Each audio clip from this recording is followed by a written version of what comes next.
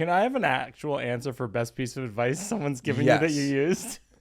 Digress. Digress. See Tyson.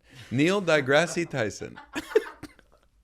Neil Digress Tyson is what I am. Except he talks about like the planets and everywhere, and I just do bits. So your answer is Neil deGrasse Tyson. To the question that is, what's the best piece of advice someone's given you that you use? Your answer is Neil deGrasse Tyson? Neil Digress Tyson.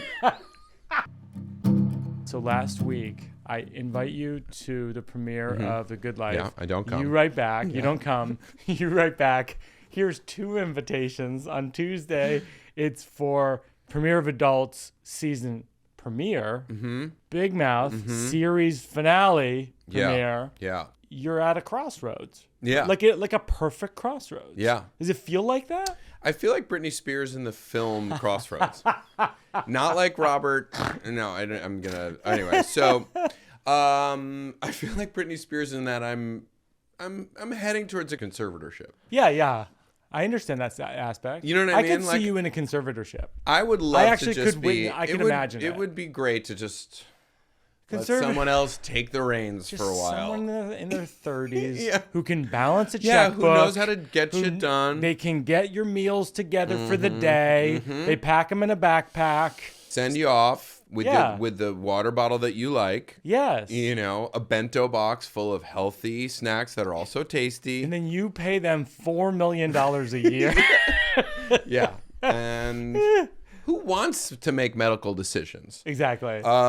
Adults, by the way, super funny. Thank you. People watching? Yes. Stick with it through the first episode. I don't think the first episode's great. The rest of it, I think, is a riot. I'm furious. I stuck up on you. At how No. revealed I feel. All pilots are like I that. agree. Though. All No, pilots. The pilot of Friends is like that. What's crazy about making TV and specifically is I do think I really like the first episode, but I totally understand what you're saying in that we started making this show. My first emails with Ben and Rebecca, who created the show, were in like November 2020. Yeah. Like it was like, hey, we have this idea. This sounds great. Let's start to do it. And now, almost 5 years later, it goes on the air. Yeah. And it moved pretty smoothly. I mean, we had like the 5 years. the pandemic, the writer strikes, and just like general development. 5 years, and it was working at every stage. Wow. Like it was. But so when we conceived of the show 5 years ago, or when they conceived of it and I helped them make it, it was like the pilot. There's some sort of hot button stuff in the pilot that really felt very different when, you know, that's why I think pilots suffer, is because they take so long to make that what you finally make doesn't feel as current as then what you start to make when you actually get closer to make the show. Closer to the date of the release. Yeah, where it's just like now we're doing this thing that feels like alive versus this. And that's it. And I really love the pilot for the show, but I know what you mean. And I think as the season goes on, like if you get to like the 3rd episode, Bayside Stabber, it's so like, funny. It's so dying laughing. I say this because I'm responsible. You know, I'm a part of the show, but I say it as someone who's like, I didn't write it and I'm not acting in it. So there's like a little more distance that can be like fatherly to it. Yeah, I'm just like, that show is so funny, and everyone on the cast is super, super funny. But I have to say, like, because this is working it out, it's a lot of people obsessed with craft. It's like pilots are hard because they have to do so much work. Yeah. It's like, think about the pilot of any sitcom that you've ever liked. Yeah. Pilot's super hard. You have to explain all of the characters. Yeah. Like in a lot of cases, 5 to 10 people who you know nothing about. Yes. And then by the end of it, you have to have a sense of like, let's watch the next one. Yeah. Like I always wonder, I'm like, could you do it where you just kind of drop people in the middle? Yeah. But there's got to be a reason why it keeps not happening that way. No, it's interesting. And then, like, I think part of the magic of that show is as the episodes go on, you must have done it in sequence because everybody seems to be actual friends. So that, like, by the time the Stabber episode comes, I'm like laughing because I do feel like I know the people. Yeah. And I'm like, oh yeah, they're friends. Yeah. They really kind of like truly bonded very quickly. And the intro sequence, all the pictures, you know, on the refrigerator, those are just their pictures that we asked them for. Oh, that's sweet. So it's like, and it feels in that way where you're like, you know, I was watching it with my wife and she was like, how'd you get all those pictures? Like, oh, that's just them from over the season. And so it feels like an authentic quality that it would be hard to mimic. Like, just think about that photo shoot of being like, we got to take 20 fucking different pictures of these kids and make it look like they've been friends forever. Yeah. You, get in the scuba outfit. Jesus. Put on another funny t-shirt, asshole. Let's go. Yeah, they feel... Am I allowed to swear on this podcast? No, this goes straight to NPR. Oh my God. Public radio. Yeah, which is thriving right now, right? No, I have to tell you about some news stories. What? Yeah, no, they're struggling. Wait. Do tell me what's happening on a national level. There's so much going on. I couldn't possibly brief you in the 70 minutes we have. Okay, great. Good. Then fuck them. Says America. Yeah, thank you. With adults, what part feels like your life in your 20s? Because we lived our 20s a bit together. And what part doesn't feel like your life? Sure. I mean, I think that was what I definitely responded to early on with making the show was like, you know, these Ben and Rebecca, when we started, were like 24. They were making it about their lives and their friends. Yeah. And so it felt very current to them. But for me, similar in a way, you're talking about Big Mouth as far as like a somewhat of a spiritual, like, my work is spiritual. Not quite Pete Holmes level spiritual. Oh my God. You caught yourself being earnest for a moment. I know. And then I saw your wheels turning. Yeah. Ernest goes to podcast. Yeah, Ernest goes to podcast. So, in doing it, in that, what Big Mouth was for puberty, looking back on that, I think that adults is very much for whether you're in the middle of it or you're looking back on it, it feels very similar to me. So, like, I think about when making the show of like what I was like in my early 20s when we were friends in New York. And in fact, you kind of were the Kyle Haberman, the kid in the pilot who gets molested. Oh, Jesus. Tell me more. Well, you were succeeding so early, and it was like you came to New York and immediately like understood things, and like you were on Letterman, you were like succeeding. You had an office. By the way, you're talking about the character who gets a lot of attention for getting molested at work, I think. Yes, exactly. Right, okay. Yeah. And they're all jealous of how much work, how much attention he's getting. Yeah, sorry. Yes, thank you. Versus just saying the kid who got molested. Yes, it's more like he's getting clout. He's getting molested at the office. Yeah. You know, and Rainn Wilson sexually assaulted you on the set of The Office. Christ. This has gone terribly awry. So, okay. But you guys worked it out on Soul Pancake, and now here we are. So, but in my early 20s, here's what I'll say about my early 20s is that like there's a lot of things about it, but I think about us knowing each other, and that I really did look at you being like, you really understood, you were succeeding, and I was like, when is my life going to start? When is my career going to start? And of course, like it did in its own way, but that, so like, for example, that's a feeling that in that pilot, even though it's a very heightened, ridiculous thing, it's something that I was like, oh yes, I felt experiences like that when you're just starting out and you're like, how did that person get that thing? Right. Big or small, you're just trying to understand it. And also, like, my roommates from New York in those days came to the premiere last night, which was really like sweet. Like, they were Lauren Brody, Drew Brody came, and our Lauren friend from college. Yeah, my dear friend. And I really think of him in a lot of ways. And I think about like my early 20s. We went to college together and then moved in together. Yeah. And like, really, like, not knowing I was like supposed to like wash my sheets. Do you know what I mean? Like, my bed, like, one day I like smelled my bed. I was like, my bed fucking stinks. Yes. Like, what has happened? What is going on? Someone has to do something. Handle this. Where's my conservator? Yeah. Oh my God. That's what a conservator would do. They would wash your sheets. $4 million a year, they just wash your sheets. Wash your sheets. Yeah, give you a camera from a high angle and a cavernous. Free Nick Kroll. Thank you. Yeah. Finally. So wash your sheets, things like that in your 20s. All that stuff. I used to eat pizza and think it was like genuinely healthy. Do you know what I know? Yes. Do you like pizza, Mike? Have you ever talked about liking pizza? I knew you were gonna like somehow come at me with this. About pizza? Yeah, I don't know. Yeah. But I know what you mean. It's not that you thought it was healthy, but you were like, yeah, it's got food groups in Yeah, it. exactly. It's got tomatoes. Tomatoes are vegetables still at that point in my, Right. not knowing they were a fruit like an idiot. Yeah. How could I not known seeds? You should have known. Seeds make a fruit? What Yep. about a cucumber? No, that's right. Right? Both. Fruit. Wait, but talk to me about Big Mouth, because when I'm watching it, I'm going, I'm sure in the final episode it's less this way. But in the early seasons, it must be real stories from your life where there's real people. Yes. Like, did you ever have conversations with people where they're like, were your friends from growing up or like, that was me in 7th grade? Yeah.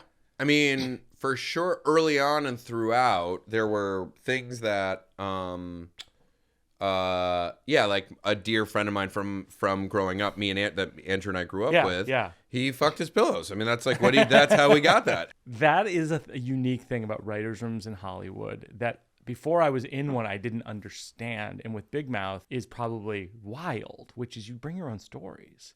Yeah. You're like, this thing happened to me. And sometimes it's like almost a negotiation of like, will you give that to the show?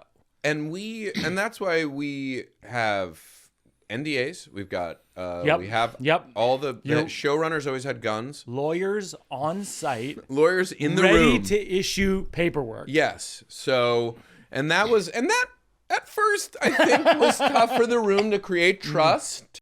It's funny though, like your show in particular, because writers' rooms, it's people telling awkward stories. And it's like this thing where you're like, do I tell these people who some of them I know well and some of them I don't? But like puberty stories, like some of them people must have been like, can I tell this to coworkers? I was like, ew. Every time they did, I would go, ew. That's so fucking gross. That's gross. Get out of here. Get out of here. Ew. Take lunch. I think you take lunch. Billy, take lunch. Yeah, it was always... It was someone tells like a deeply personal story. Billy Crystal. Why don't you Billy Crystal? Billy Crystal, take 5. Have you ever had Michael Jackson on the podcast? Would you have Michael on?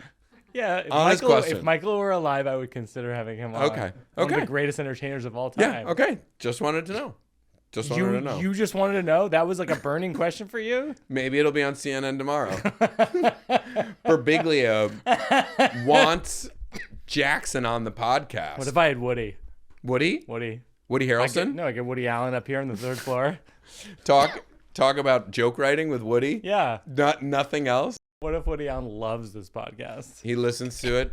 He's just alone in an apartment playing the clarinet at a low volume, blasting you. It's blasting through a Nokia flip phone. They somehow figured out how to get a podcast through a flip phone. They got it for Woody. That was Sunyi's present. Oh my God. His 80th. Woody, we figured out how to get a podcast to play out of your Nokia. Do you think so? Big Mouth is like a bird's eye view understanding of being a teenager. Adults is that of your 20s. You think you'll do the 30s? You think you'll do the 40s? You think you'll just take some time? It was not intentional, but I think we're doing this new animated show. The Big Mouth team is doing a new show that'll come out like now a year from now. That is called Mating Season, and it's about animals dating and fucking in the woods. That's fun. Yeah. So that'll be, and that is that's older than the adults because it's like mating season. It's like people are starting to settle down. 20s and 30s. Yeah, like people are like, you're like, oh, I guess I should be like looking for my partner for real. So it's those kind of like stories and stuff like that. So in a weird way, I guess I am there is a bit of that. And then I think the things that I'm making for myself are inherently going to be about, I'm working on all jokes aside, I am working on a movie called This Is 40. Oh, This is 40, which there already was one. There was. Yeah. Judd Apatow. Judd Reinhold? No, not Judd Reinhold. Judd Apatow did a Judge movie. Reinhold. No. Judd Apatow did a movie. Leslie Mann. Judd Judy? No, not Judge Judy. No, I said Judd Judy. Oh, not Judge Judy. Judd Apatow did it. He cast Paul Rudd and Leslie Mann, who's his wife. I know both of those people. And then their children, Maud and Iris. Oh, I know Maud. Oh, Maud's dad made a movie? Judd will enjoy this so much. Will he? Maud's dad made a movie. Maud's dad made a lot of movies. No shit. Yeah, Maud Apatow's dad made a ton of movies. Uh-huh. You're really stuck in this like adult's 20s mindset right now. I can't get out of it. Yeah, this is where I live. That's how I do this. I go in. Yeah, you do I go in so deep. You do go in deep. I'm very method in when I create. You know? I get it. Like when we were making Big Mouth, I would go and wear my pajamas from when I was 13 and jerk off all over the country. Oh gosh. Yeah. Wow. But it really helped inform. I think for honestly, writing. If you want to talk about writing, whatever it takes. that's what it is. That's what it is, and that's what you got to do with your writing. Do you think you'll show your kids Big Mouth? My kids are under 5. I showed them The Exorcist, and I now feel like it was too. I feel like it was too early. Oh, you showed you. I don't know. I did. My brother. I had an older brother. I don't know if you had this with your older siblings. We got to watch stuff earlier than they did. For sure. So like I did. My parents were away, and we had these babysitters who we later found out were heroin addicts, which is a crazy thing. For real? Yeah. Like my responsible parents let us stay with a guy who turned out to be a heroin addict. It's hard. And he wouldn't even give me a taste. But they like kind of, we should have known because they were like letting my brother pick the movies, and they let him at 12 and I was 5. They let him watch The Exorcist, and they let me watch The Exorcist at 5. And so I don't like scary movies. I was No, you didn't answer the question. What was the question? Thank you. Gary's nodding. You didn't answer the question, which is, are you going to show your kids when it's the appropriate age, Big Mouth, because it is kind of a quintessential show to show people going through adolescence. I will answer this with a question. I hate you. Stop it. Would you watch eventually all of Quinta Brunson's work and call it the quintessentials? The quintessentials. Okay, and now I will answer your question. Okay. But Quinta, if you want to talk about the quintessentials, we're available. I will let the kids watch the show. Andrew Goldberg, co-creator of the show, my dear friend from when I was 6 years old, who I made the show with. His kids, when we started the show, were very young, like the age of my kids. Yeah. Are a little older. And he always said, I will let them watch the show when they are the age of the kids in the show. Yeah, makes sense. And I think that's right. Like, so like 6th, 7th grade, and you have to read who your kid is. But like, I think that when they're around that age, like I think it's, because there's much worse things they could be watching, is how I've always felt. It's great. I think I said this since season 1. It's a great service because it's funny and it actually is an icebreaker for like hard topics about puberty. And I will say we made this spinoff called Human Resources, which we did 2 seasons of, and you were in and wonderful in, and like, that is a weirdly, like, it's very much part of what the universe of what we created. It's up in the world of the monsters. It like worked well. People did like it, but wasn't big enough for them to keep making it. And the truth is, like, that show is also a really interesting one to dig in on, which really is more of just like the emotional, so many different aspects of a life lived, like your story. It's you and Allie, right? You and Allie Wong, and it's like a woman's about to have her first kid, and her husband, and and then postpartum, and like all that stuff. I mean, we went. We did not make it an easy, like, we're like, season 1 is postpartum depression, otherly developing, it's like really life challenges, real hard life challenges, but there's really cool, deep, funny, emotional stories in there. Yeah. Before I go to slow round, Mabel or Gary, am I missing anything? Casting stories? Oh, yeah. Casting. I also want to talk about I Don't Understand You, the movie. I don't know if you're going to talk about that. Yes. Okay. Should we talk about that? Yes, but I don't have questions for it. Oh, that's fine. But do you want me to ask a question about it? Yeah, I'll just talk about it. Tell me about it however you want to do it. Say the name of it. I won't. You have to figure it out. That's what's happening now. I'm pimping you into letting me promote something, and I'm not going to tell you what it is. I've had this before. Say it again. I will not say the name of the movie. And if she tells you the name of the movie, Gary, if he tells you, Gary, no, excuse me. Say it. Excuse me. I don't know. Think I don't know think. I don't. Come check out Nick Kroll and I don't know think. I don't say. Don't think twice. Don't say this.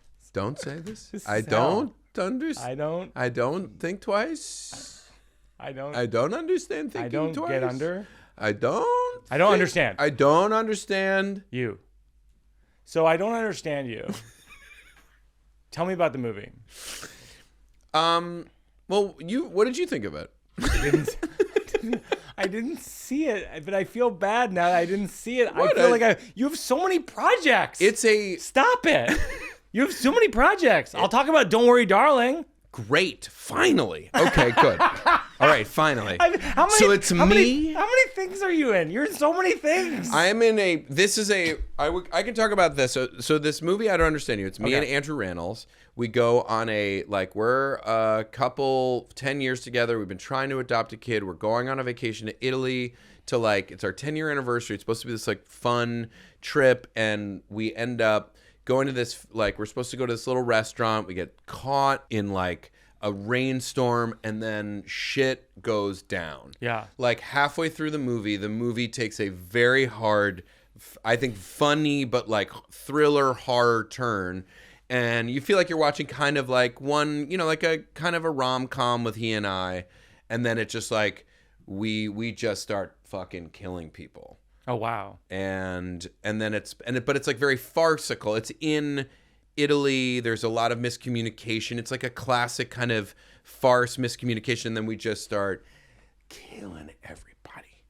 And it's really funny and it's fun and kind of scary. It's in theaters. Oh, wow. It'll be in theaters June 6th. And it's a fun one to go to the movie theater too. Did you audition for that movie or were you asked to be in the movie? Me and Rannells, they went to Andrew and they were like, we think Nick could be good for it. And the directors are David Craig and Brian Crano. They're a real life couple. They had gone through a very long, somewhat harrowing adoption process, including getting scammed and then oh gosh, yeah, what a nightmare. Either it's a real, it was a real, and then their son is in the son they eventually did adopt is in the movie and is at the weigh-in and is the most adorable sweet. It's a really beautiful right. And this boy is such a sweet kid. But that was a scam though. It was a full-size adult. It was when the first one showed up. Yeah, the first one showed That's up. right. When the first one showed up, full-size adult. It was Frank Stallone. You go, here's your baby. He's like, hey. Not even sly. Yeah. So that's how they thought they'd get away with it, except for, this is speaking of Paul Rudd, who's in Maud's dad's movies. Yep. Right? Maud's dad's movie has Paul Rudd. Yeah. Yeah. I'm stealing this from him. It's so funny to me. I'm just going to say it out loud. Paul, if you're mad, I'm so sorry. We're sorry. I'm like, Robin, I'm a sponge. He's like, Paul Rudd, I remember telling him this story. He's like, I think I saw Frank Stallone one day, and the reason I think it was Frank Stallone is because he was wearing a hat that said Frank Stallone. So, Paul, I'm sorry if you're going to use that for panel or something, and now I've used it. I think we're good on that. All right, this is a slow round. The slow round is... Slow me down. Is this where we talk about slow horses? Because I haven't watched it. This whole thing is about slow horses. What are people's favorite and least favorite thing about you? Okay. You want me to slow it down now? Yeah, slow it down. People's favorite and least favorite things about me. I feel when I'm at those events... this last, because I have been putting out of adults and Big Mouth. These 3 weeks have been, and I had the Comedy versus Cancer benefit, which you've done many times the week before, and my wife Lily is opened these lawns in Madison Square Park that you very kindly that was awesome too. Straight off of a long travel and came in and read these stories for kids, comedian story time for kids. It's been this period of time. You're doing it. We're going to do it again. June 14th. Thank you. Yes. That's great. So, but it's been a very highly condensed period of time that I've put out 10, 15 years collectively of work in a very short time, which is what we were talking about earlier. So it's been so much stuff. Weirdly amazing moment and an incredibly just draining, weirdly draining experience of releasing all this stuff at once. So when I'm at those events, I think I feel like I could have been a politician. Right. Like I'm real like, hey, Mikey, come here, give me a hug, come here. Sure. Ted's here. Mikey, let's go say, you know what I mean? Like, Yeah. So I feel like people would, in my mind, at times I'm like, people think I am a politician, which is both a skill and like a fraud. Yeah, and a fraud. Yeah. Yeah. That would be My kid in the pool. My kid in the pool was swimming the other week, and he's like under 5, and he just was swimming. He goes, "My dad's a fraud."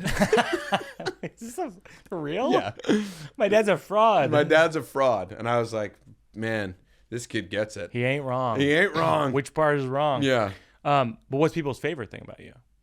I think that I'm a politician. Oh, it's the same thing. It's kind of the same thing because like I can Right, you go be at a big. thing with you and lock in for an amount of time and have a genuine like experience with you, Yeah. like we're doing here today. Yeah. That is also fraught and slightly fraud. No, that like is sort of like, you know what I mean? What's funny, like I was thinking about it's like I don't see the thing you're describing. I'm like, oh yeah, I know what you mean, but I never thought about it that way because I've always thought of you because we've known each other 26 years. It's like, yeah, 26 years. Jesus Christ. I know, but like I think of you when people ask me to describe my relationship with you. I'm like he's my brother. Mm-hmm. Like I'm like we're not even friends anymore. No, I'm Joe Bags.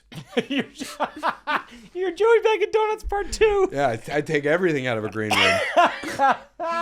No, but we're no LaCroix left behind. But there's no. Here's how I put it. Like, there's no favor that you would ask me that I wouldn't just be like, yeah, if I can do it, I will do it. Give me a quart of blood right now. I would do it. Give me your next hour. I'll give you my next hour. Give me the next hour. I'll write you 10 minutes. I'll write you 10 minutes. Honestly, that's how much I can do. No, but I always say like you're like my brother, and also like I was thinking about like what would be the thing that if I asked you for, you'd be like, all right, don't ask me for that. Is there a bridge too far? What wouldn't I do? I wouldn't do this podcast. Okay. Right? We're off camera, right? This is off camera. There's This is no all off mics. camera. I gotta protect my joy. Okay. Who are you jealous of? I'm jealous of, frankly, of all of my longtime friends and collaborators. I'm a little jealous of all of them, and it's partly why I become friends with them. Because I see like I do see talent and get attracted to it. And so with almost everyone that I've known and collaborated with for a long time, I'm like jealous of what they have, and so Sexy talent. I try to like bring it into the fold so that I can profit from it too. That's right. I guess is sort of true, even that I said it with a face that meaning like it was somehow evil. No, it is true. You know what No, I mean? that's an astute observation, though. I think even romantic love, and I feel like you're attracted to Lily's talent. I'm attracted to Jenny's talent. Totally. I think there is part of it. And I think in our cases, it's nice to have someone who has talents that are different than yours. And I think that's helpful. Like I think it is helpful for me to have a partner who's a really talented artist who does something very different than I do, and we Yes. can appreciate each other what we do, and not feel like that element of the relationship is also somehow in direct conversation. For people who don't know, what Lily does is, I think it's called landscape architecture. She does Landscape this, design, and she landscape does like design. large scale botanical art, It's, like, and also stunning. We were just at one of her exhibitions. she did like in Madison Square Park. She has like a lawn that she did like a meditation garden labyrinth that she designed, and then like a children's garden space, and she does all kinds of things like that are So cool. super.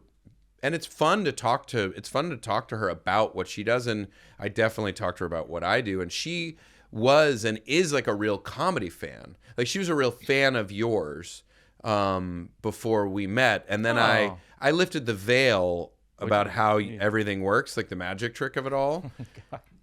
And Yeah. can I tell you? He builds it backwards. He builds it back. He builds it. No, he built that. He starts at the end. At the end. So And then it's not even that sophisticated. it's actually It's easy. Even any fool, of us could do it. A fool No. could do it. Yeah. So, but I do think, I'll tell you, and you can use this or not use this. Okay. But me and Lily came to see your show at the Cherry Lane. We had just started dating. Oh my gosh. And it was one of our first, it was not our first dates, but it was like one of our first kind of dates. And my parents were also planning on going. And so we ended up going together, Lily and me and my parents. And like, the truth is, it was earlier in the relationship than I would normally have like my girlfriend meet my parents, but there's something about her, but also it was so early and it was so sort of to like go to your show together. It wasn't like, oh, you're like meeting my parents. Right. And if people have a chance, go Meet the Parents. Oh yeah, Meet the Parents. Very classic funny film. I mean, it's not really in the news right now, but sure, yeah. But it's actually, they're making a fourth one. Oh, that's true. They're making a fourth. Ariana Grande signed on. Oh, she did. I'm in Meet the Fockers, the third one. I'm a doctor in it because they had cast a kid in it who, in the middle of shooting, developed a tic, and so they had to recast the kid and then reshoot a bunch of the scenes in the movie with a new kid, and I got cast as the new young doctor. Oh wow! And I spent a day there, and I was like, De Niro's just sitting there for coverage, and I'm like, this is the deja vu that must be his life, that he's like already shot this scene where for the 30th time he's gonna say to Stiller like whatever, you know what I mean? Yeah, sure. And I trying to make conversation with him. Yeah. I'm like, I go, I've been to the Greenwich Hotel where he's like an owner or part owner, like that, yeah. And his father did the art around it. Like you see a lot of paintings in there. They're like his father painted them, and I was like, that'll be my way. I'll be like, your father's art is really beautiful. I was like, oh, thanks so much. I was like, do you ever stay there at the Greenwich? He's like, at a hotel in New York. Oh my God, that's so fucking funny. And I was like, anyway. It's all right, I think they're calling us back. It's like a nightmare of a conversation with like an idol. Yeah, totally. You're like, give me something here. Can I just at a hotel in New York? New York, where I live. Anyway, that's all to say. I don't remember. What were we talking about? So you were at the Cherry Lane show. So it was like an early date with Lily, and happened to be my parents were there also. So it has an extra resonance, that show for me, and it's a great show. It was the show that eventually went to Broadway, the first one that went to Broadway. The new one. Yes, the new one. It's called. Yeah. And I remember still you had all the toys drop. Toys drop, yeah. At the Cherry Lane. That was probably not an easy undertaking every night. No, as a matter of fact, our producer Mabel dropped them from the ceiling. Really? She was like in high school. And then she fell famously, and you famously fell she hired with the toys, and that was the one they reviewed for the Times. I know. Yes. That's how it happens. No, and they said it works. They said it worked. They said the high schooler falling from the ceiling. We don't know why, but it works. It works if the show feels fresh every night. So then you never when it know went what's to gonna Broadway, happen. we had to hire a different teenager every night to die from falling from the ceiling, because it's Broadway and it's got to work. It's got to work. If it's on Broadway, it's got to work. If we're gonna sell tickets, we need dead teens every night. And then at a certain point, and that's how they came up with Dear Evan Hansen. Well, it was diminishing returns, where the audiences weren't as excited about the dead teenager falling from the ceiling. So then it was like 5 teenagers, 10 teenagers. Then it was like 25 teenagers falling from the ceiling to their death every night. We're talking about thousands of teenagers. Yeah, but you stayed in the papers, and that's what you got to do to make it on Broadway, baby. You got to stay in the trades. We stayed in the papers. You got to stay in the papers. Oh, Walter God, Winchell, page 5. yeah, every night on page 5. All right, we gotta get through some more of the slow round. Okay, you but are so I still fucking digressive. I know. It's insane. You make me look focused. I know. Jesus Christ. But I do want to just quickly say, for your next show, my pitch is back to the top of this bit. Is you do a show called Diminishing Returns. Where, is any of this usable? Yes, it's all usable. It's all going to be great. It's going to be great. But here's the thing where, so Lily... This is what it's like to be in the writer's room of Big Mouth all the time. Yes, sort of. Like Nikki doing disruptive bits. Yeah. But I guess that is how I ultimately work, is like I just explode and then either self-edit or have people help me coalesce it. But I'm playing a bit of a part here today. A heel. I'm playing a bit of the heel for Yeah, you. for sure. Yes, and except it's not a heel to the audience. It's just a heel to you alone. So we went to the show. Lily and I went, and you walk on stage, and you're putting the mic on, and you're making your tea. Sure. And Lily was like, I love how casual, like how much Mike is just like sort of walking out and starting this thing. And I was like, oh, that's fake. He's doing that. This is part of does it him. Every night. He does it every night. He's setting up what he does. And Lily was like, no, like whatever, just, or, was like, huh. And then watched the special and was like, oh, wow. Okay. That is what he was doing, That's sweet. But to your credit, she still, and I still like love the craft of what you do. Thanks. Like it is all of this like crafted thing. And I don't think it diminishes it to understand over time what that process is. It's a trick. It's a magic trick. What's the best piece of advice you've ever received that you used? Don't talk to icons about their parents' paintings. Okay. Smart. Unless you have specific. Somewhere Really useful to go. Really specific, though. There's probably a lot of people whose parents are painters. Can I have an actual answer for best piece of advice someone's given you that you used? Digress. Digress. See Tyson. Neil Digress Tyson. Neil Digress Tyson is what I am. Except he talks about like the planets and everywhere, and I just do bits. So your answer is Neil deGrasse Tyson. To the question that is, what's the best piece of advice someone's given you that you use? Your answer is Neil deGrasse Tyson? Neil Digress Tyson.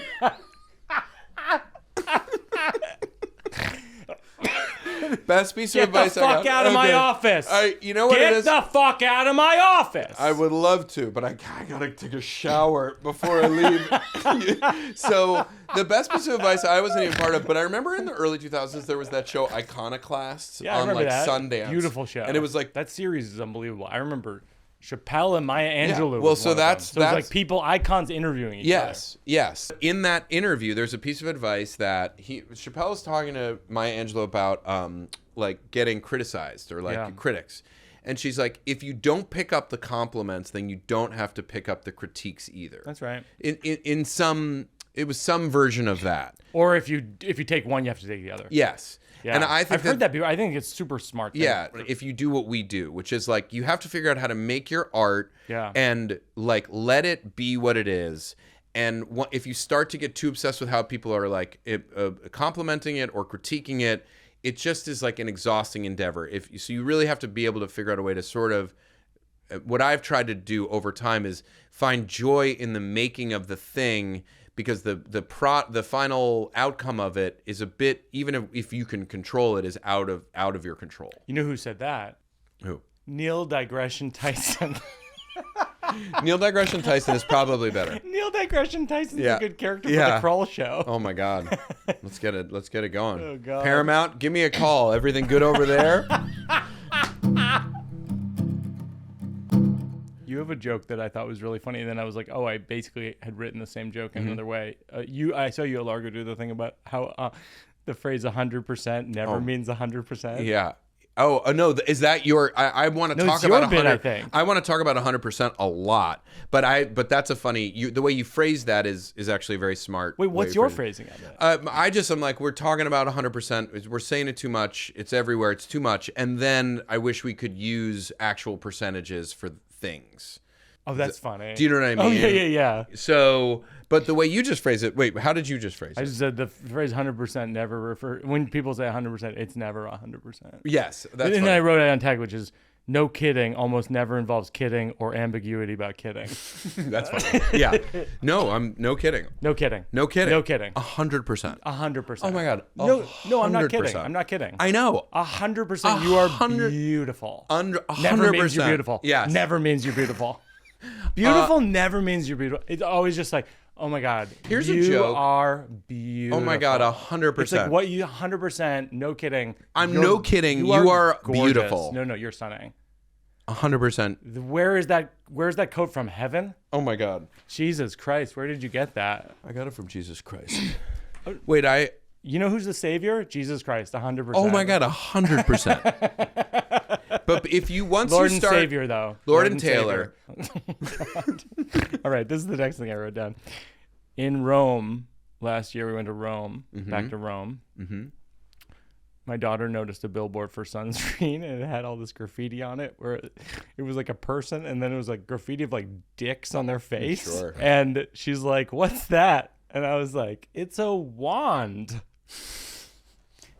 Because it's like, I didn't have the heart to tell her it was a dick. It felt like it was too young to pass on that wisdom.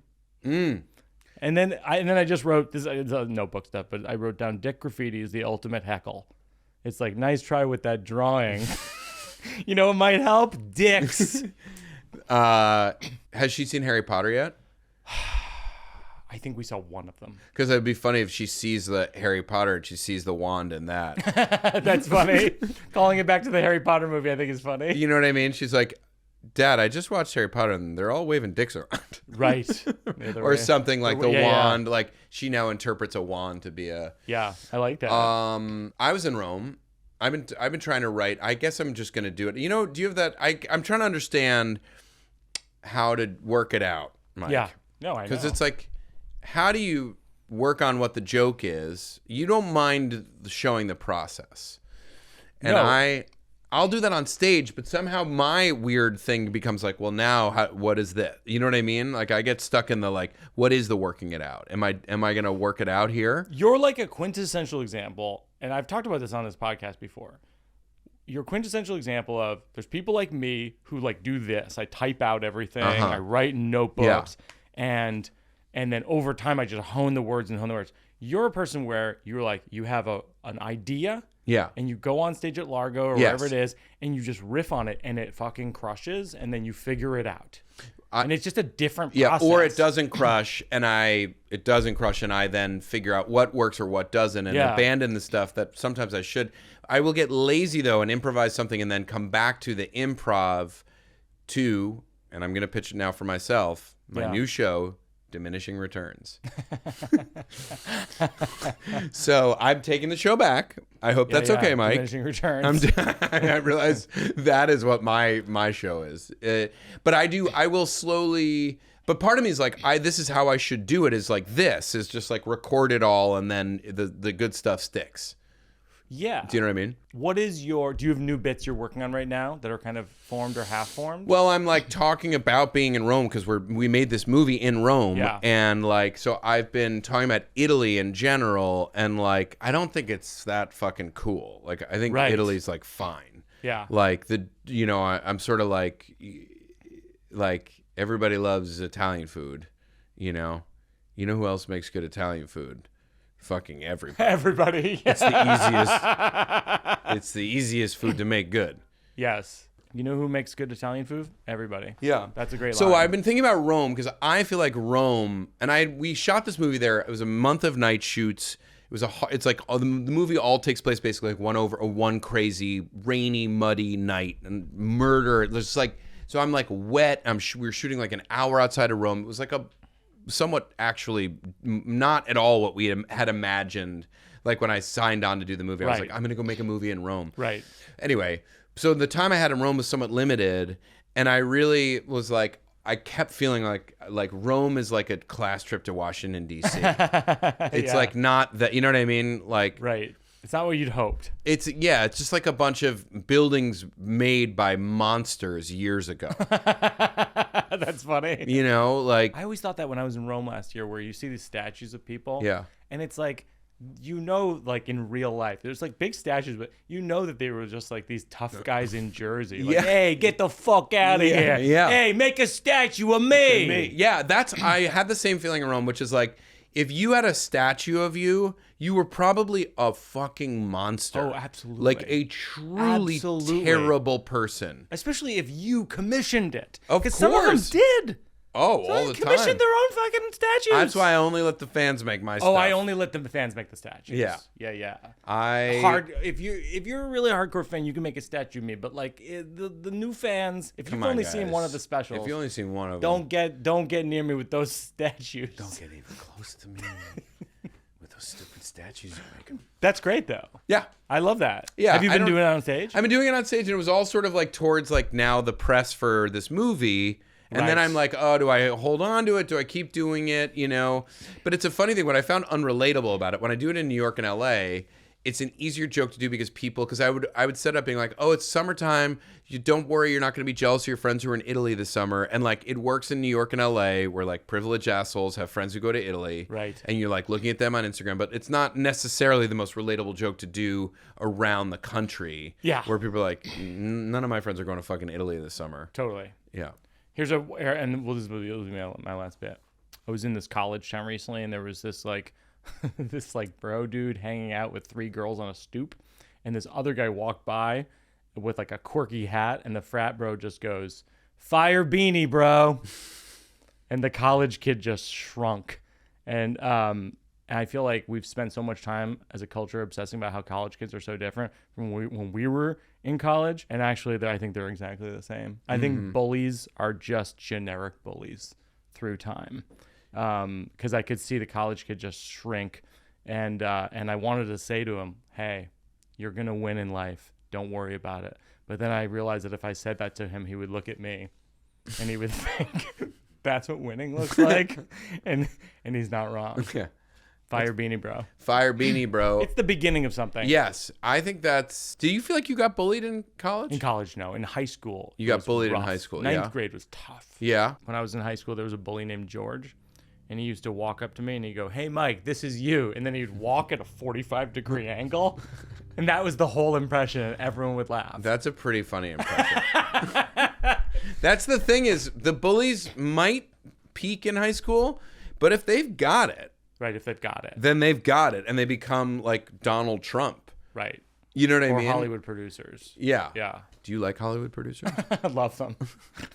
I love this one. I'm a Hollywood producer. I know. I love this one. I love this one. Adults, big mouth, human resources. And what's the name of the movie, Mike? The movie is a movie I love. It's, I think, I remember, I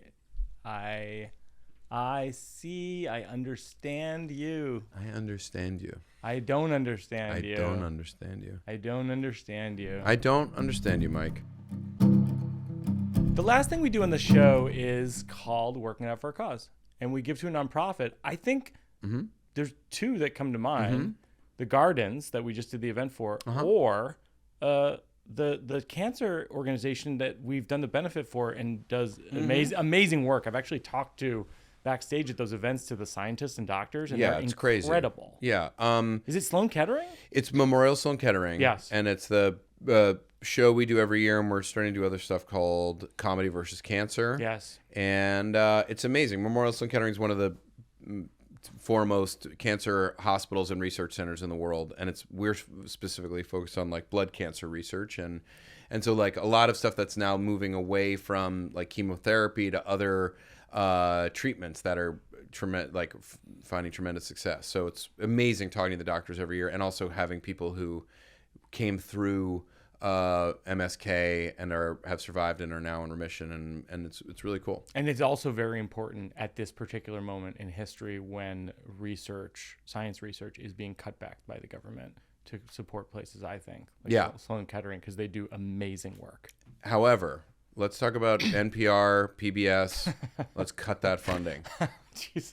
They're taking too much. Wow, and also, the other one that I want to say is kudos for taking money, trying to cut funding in the national parks, they cost almost $15 million a year and then generate $700 million a year. I did not anticipate this kind of a political take from you. Well, welcome to me, sweetheart. Things are a little different now. Wow. The climate has changed. Okay, and I'm changing with it. I'm chasing it. Nick Kroll? Whitney Cummings? Nick Kroll? I love you. I love your projects. I love everything you do. I can't wait to see what you do next. I love you too, buddy. Thanks for having me.